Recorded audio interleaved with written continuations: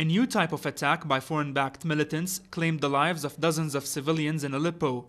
A rocket launched by the insurgents at Khan al-Asal area contained chemical and poisonous gas for the first time, injuring also tens of civilians and army personnel.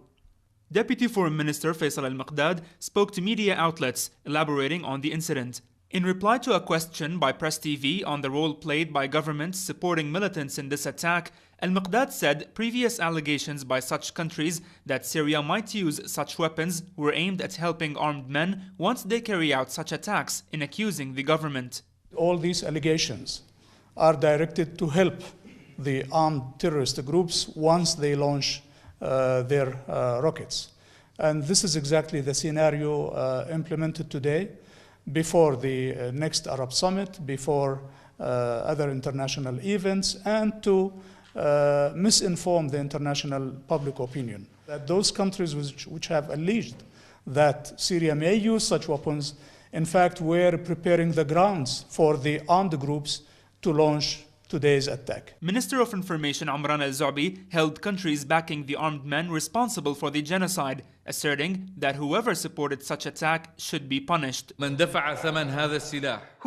the price of those weapons in Qatar or any other country and smuggled them to Syria is politically, legally and ethically responsible for this crime and should be punished, whether he was an emir or prime minister or anyone in the world. Al-Zu'bi affirmed that the insurgents' use of a chemical weapon proves as false some countries' allegations on supplying militants with only non-lethal weapons. This shift in the types of weapons provided to armed men means that all the lies and allegations by some countries, mainly Qatar, Turkey, Britain and France, on supporting armed terrorist groups with non-lethal weapons are just words said to media outlets.